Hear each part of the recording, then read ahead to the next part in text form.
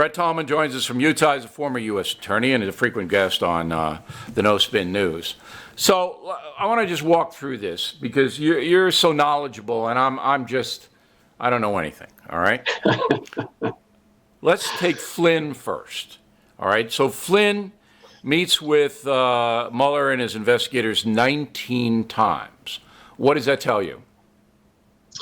19 is a larger number than a lot of cooperators, but it's not necessarily surprising.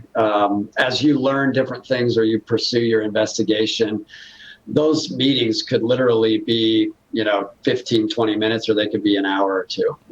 You stay in very close contact with a cooperator as your investigator goes. Okay. Now, we're assuming that Mueller is asking Flynn about his contacts with Russia and what they were all about, and then if anybody else was meeting with the Russians as well. I guess that's what they would be asking, right? Well, yeah, it's hard to tell. You can't glean that his, information is strictly about Russia. He did lie about his relationship with Turkey. I watched a coverage by one of the mainstream media, CNN, where they made a big deal about the use of the word substantial assistance.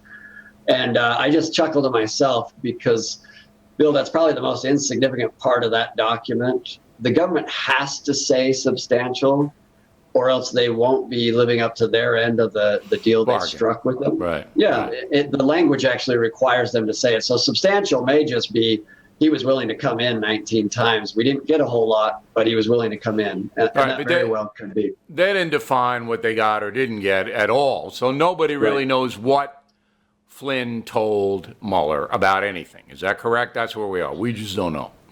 That's right. It didn't certainly lead to immediate indictments of anyone else, which is striking. If we don't know, then it's irresponsible to speculate, but when has that ever stopped the American press? Right. Finally, do you agree with me that if you're a prosecutor and you make a deal with someone, and then you discover that someone has committed a horrible crime, you can't go into the judge and say, don't give him any jail time? Yeah, it's interesting. You're right on that. If you discover that there's serious crime that's at issue, you're not gonna approach it the way that you did. What's fascinating here is everyone's making a big deal of the fact that they've recommended no jail time. Under the sentencing guidelines, no jail time was the most likely sentence, even without the government, based on what he pled guilty to. Okay. All right. Michael Cohen. Again, totally in the dark about Michael Cohen.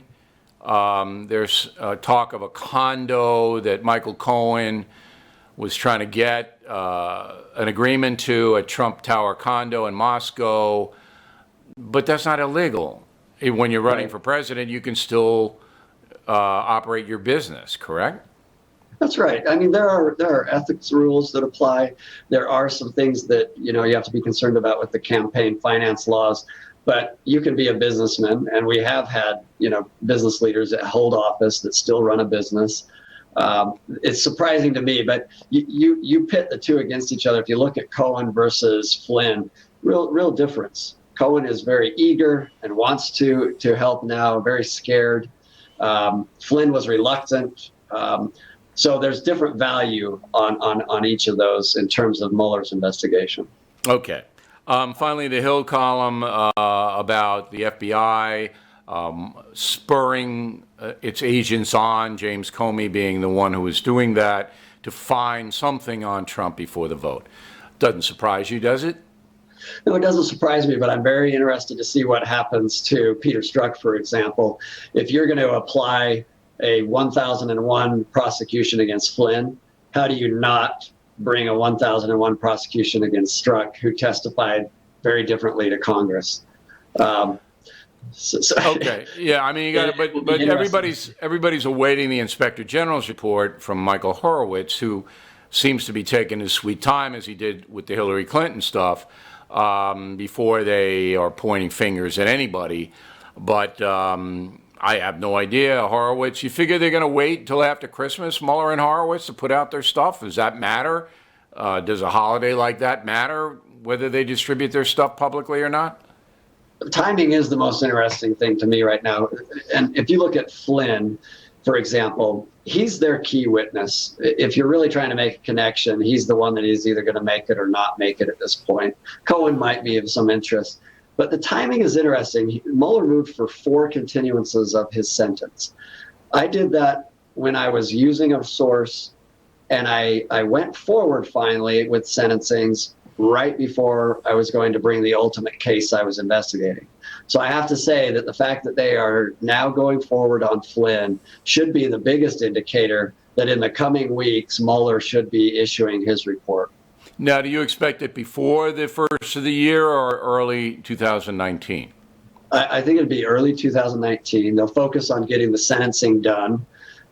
They'll get through the holidays, which are very difficult. There's always finalization that has to be. Now, I can be proven wrong, obviously, but yeah, I would say it's just a matter of what the pattern of behavior is. Yes. I don't get the Inspector General. I don't get why that's taking so long. I get Mueller, but the Inspector General, I mean, what has this been going on now? Almost a year, right, that he's been looking into the FBI's handling of the Trump thing?